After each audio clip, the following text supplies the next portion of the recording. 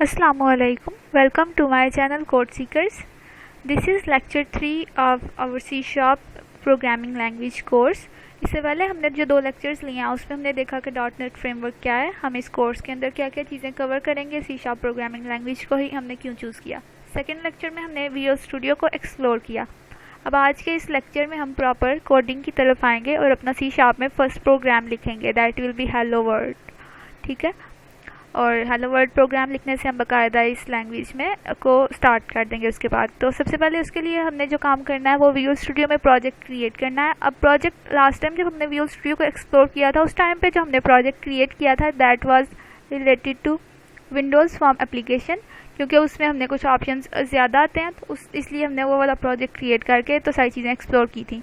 इस दफ़ा जो हम प्रोजेक्ट क्रिएट करेंगे that will be a console based project, क्योंकि जितने भी बेसिक कॉन्सेप्ट्स होते हैं किसी भी प्रोग्रामिंग लैंग्वेज पे वो हमेशा कंसोल पे कवर किए जाते हैं। तो आप अपना विजुअल स्टूडियो खोलें और क्लिक करें क्रिएट न्यू प्रोजेक्ट के ऊपर।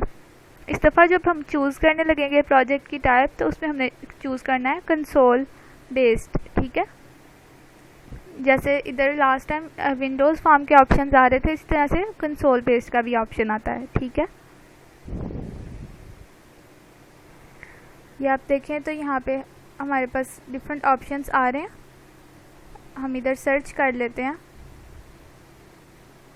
यहाँ पे C Sharp सिलेक्ट करें, यहाँ से ऑल प्लेटफॉर्म, और यहाँ पे आप लोग सिलेक्ट कर सकते हैं ऑल प्रोजेक्ट टाइप ही सिलेक्ट कर लें।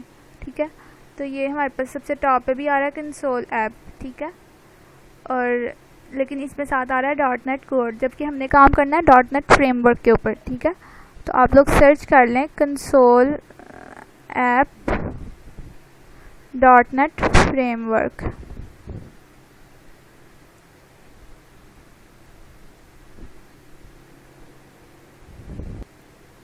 तो ये देखें ऑप्शन आ गया है आपके पास। मेक श्योर कि जो ऑप्शन आपके पास आया है उसमें यहाँ लैंग्वेज C Sharp ही हो, क्योंकि VB.NET का ऑप्शन भी आ जाता है console app .NET in using VB.NET, क्योंकि वो भी माइक्रोसॉफ्ट की लैंग्वेज है और उसके भी सारा उसके लिए भी जो ID यूज़ होती है वो विजुअल स्टूडियो ही है। तो ये ऑप्शन आप सिलेक्ट करें और नेक्स्ट वाला बटन प्रेस करें। ठीक है,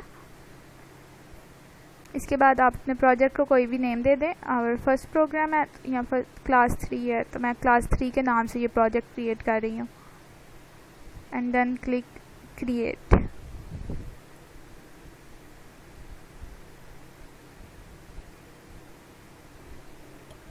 कुछ सेकंड्स लेगा ये प्रोजेक्ट को लोड करने में, और ये देखें प्रोजेक्ट हमारा ओपन हो गया है। मतलब जो प्रोजेक्ट हमने क्रिएट किया वो बाय डिफ़ॉल्ट इस स्क्रीन के साथ खुला है, जहाँ पे हमारे पास ये थोड़ा सा कुछ कोड लिखा हुआ है। ठीक है, तो पहले हम देख लेते हैं कि ये कोड जो आया है इसमें ये सारी चीज़ें जो लिखी हुई हैं इनका क्या मतलब है। उसके अलावा मैंने सोल्यूशन एक्सप्लोरर को यहाँ साइड पे पिन कर लिया है। तो लास्ट लेक्चर में हमने सोल्यूशन एक्सप्लोरर को भी देखा था कि इसके अंदर क्या क्या होता है। इसमें हमारा प्रोजेक्ट हमें शो होता है, हमारे प्रोजेक्ट के अंदर जितनी भी फाइल्स होती हैं वो शो हो रही होती हैं। ठीक है, अब इधर ये जो कोड हमारे पास लिखा हुआ है ये किस क्लास का है, program.cs। मतलब एक हमारे पास इसमें फ़ाइल है, यहाँ पे भी आप देख सकते हैं ये program.cs फाइल, ये फ़ाइल खुली हुई है यहाँ पे इस टाइम पे, और इसके अंदर ये कोड लिखा हुआ है।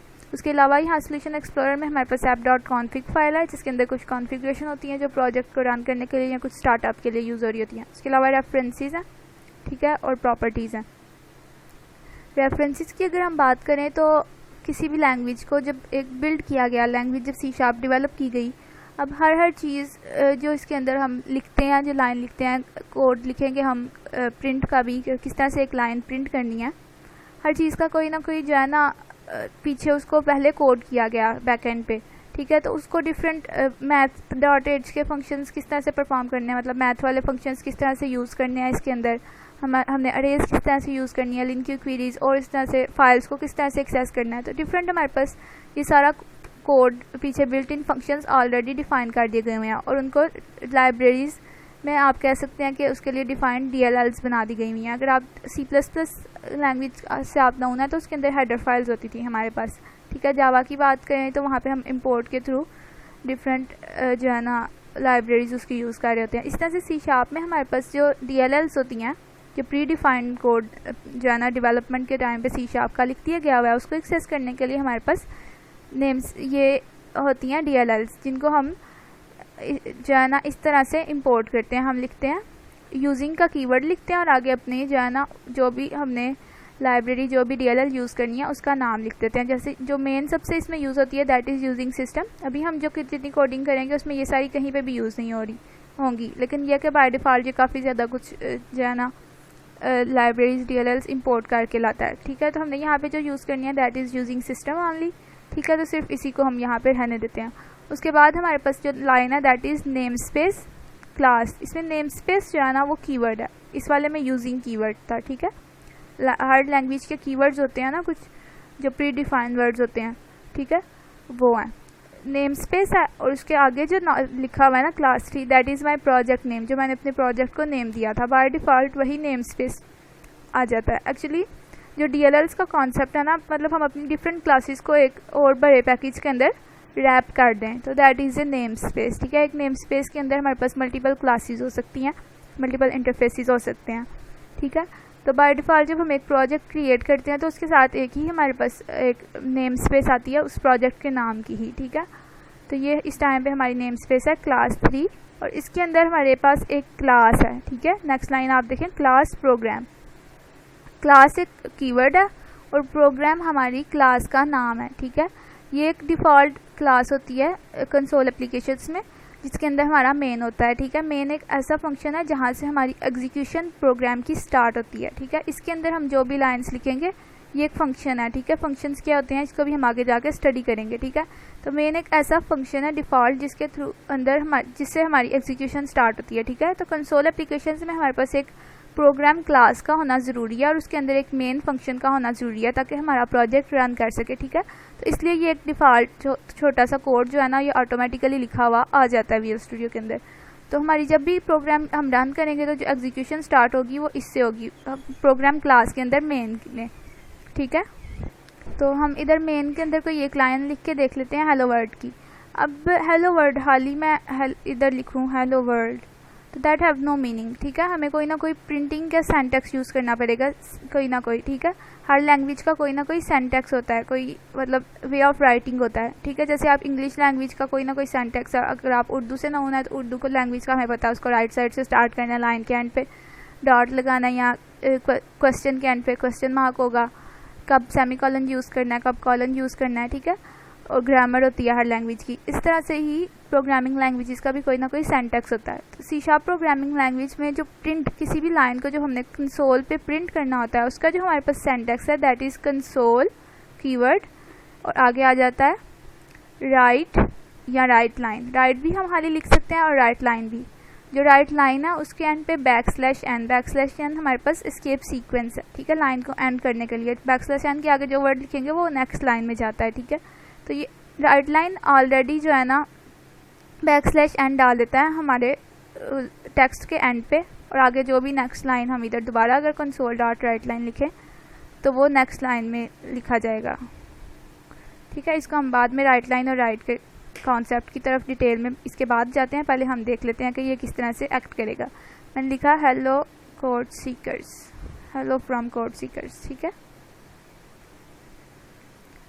तो ये मैंने एक लाइन लिख दी है। तो सेंटेक्स क्या है कंसोल डॉट राइट लाइन। अच्छा, C# प्रोग्रामिंग लैंग्वेज ना इसका सेंटेक्स जो है ना वो बहुत इंटरेस्टिंग और बहुत मज़े का है। इसके अंदर जितने भी हमारे कीवर्ड्स और इस तरह से मेन जो हमारी कोडिंग होती है ना उसमें वर्ड्स जो फर्स्ट लेटर होता है वो कैपिटल होता है। ठीक है, जैसे आप यहाँ पे देखें कंसोल का C वर है, राइट का W वर है, लाइन का L वर है, मतलब कैमल केस लैंग्वेज है ये। इसमें जो कीवर्ड्स होंगे और जो प्री डिफाइंड वर्ड्स होंगे, जो फंक्शंस होंगे उनकी जो प्री डिफाइंड उनका फर्स्ट लेटर हमेशा बड़ा होगा, कैमल केस में होगी वो सारी language except these things like using का U छोटा है, नेम स्पेस का N छोटा है, लेकिन सिस्टम का देख लें आप आगे S पर है। ठीक है, क्लास का C छोटा है, स्टैटिक का S छोटा है, वाइड का V छोटा है, इस तरह से इंट का I छोटा होगा। मतलब कुछ कीवर्ड्स हैं जो कीवर्ड्स के जो है ना वर्ड्स छोटे ही होंगे। ठीक है, लेकिन जो हमारे पास फंक्शंस है ना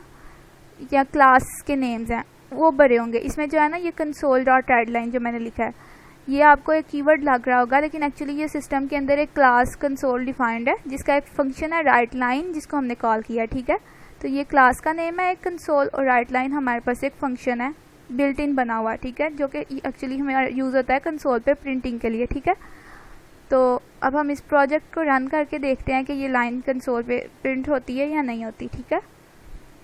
उसके बाद फिर हम राइट लाइन और राइट के डिफरेंस को देखेंगे। आप ये देखें हमारा प्रोजेक्ट मेरा रन हो गया है, लेकिन ये तो रन होते ही क्लोज़ हो गया है। अब इसकी एक वजह है, ये रन होते ही क्लोज़ इस वजह से हुआ है क्योंकि ये लाइन जैसे ही एग्जीक्यूशन हमारी स्टार्ट हुई, ठीक है, ये लाइन हमारी एग्जीक्यूट हुई, उसके बाद नेक्स्ट लाइन पे आगे कुछ भी नहीं था, जिसका मतलब था कि आगे कोई कुछ भी और एग्जीक्यूशन के लिए नहीं है, ठीक है। तो मतलब एग्जीक्यूशन हमारी कंप्लीट हो गई है, इस वजह से साथ ही हमारा जो ब्लैक स्क्रीन विंडो थी, कंसोल था जो हमारा, वो क्लोज़ हो गया। तो सी शार्प में अगर हम उस चीज़ को चाहते हैं कि वो थोड़ा सा रुका रहे ताकि हम देखें कि कंसोल पे क्या क्या जो है ना आ रहा है, क्या उसके ऊपर लिखा हुआ है, तो उसके लिए ज़रूरी है कि हम कंसोल को उस जगह पे स्टिक करके देखें, ठीक है। तो उसके लिए हमारे पास एक फंक्शन यूज़ होता है रीड की, ठीक है।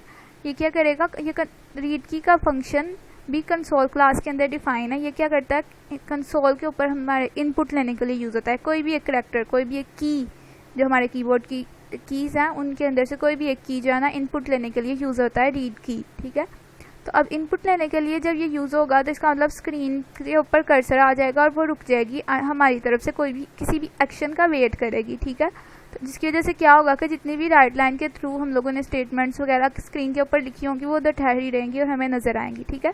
तो इसलिए मोस्ट ऑफ द केस जब हम कंसोल के साथ काम कर रहे होंगे और हमें अपनी स्क्रीन को स्टिक करना है देखने के लिए कि क्या एग्जीक्यूशन हुई है, एट द एंड हम रीड की यूज़ करते हैं, ठीक है। तो अब हम प्रोग्राम को अगेन रन करते हैं और ये देखें इस दफ़ा हमें शो हो रहा है हेलो फ्रॉम कोड सीकर्स, ठीक है, जो हमने राइट लाइन के थ्रू लिखा था। और आगे कर्सर आप देखें तो नेक्स्ट लाइन पे आ रहा है। जो चीज़ मैंने कही थी ना आपको, राइट लाइन \n डाल देती है ऑटोमेटिकली आगे, ठीक है। तो इधर आगे देखें हमारे पास कुछ भी नहीं है, कर्सर नेक्स्ट लाइन पे शो हो रहा है विदाउट हम लोगों ने \n नहीं ऐड किया था फिर भी। अब ये कर्सर का क्या मतलब है, मैं कोई भी की प्रेस करूँ, तो मैं एक की प्रेस कर रही हूँ अपने कीबोर्ड से, ठीक है, और ये देखें क्लोज़ हो गई है हमारे पास जो विंडो थी। अब यही काम मैं राइट के थ्रू करके देखती हूँ, ठीक है। राइट भी सेम काम ही करता है, लेकिन ये \n हमारी लाइन के एंड पे नहीं डालता, ठीक है। तो इसकी वजह से क्या होना चाहिए, जो कर्सर है ना हमारा वो हेलो फ्रॉम कोड सीकर्स के बिल्कुल आगे आना चाहिए, बजाय इसके कि वो नेक्स्ट लाइन पे आता। तो हम देखते हैं कि क्या ऐसा हो रहा है। इससे आप लोगों को राइट और राइट लाइन का डिफरेंस क्लियर हो जाएगा। प्रोजेक्ट रन कर रहा है,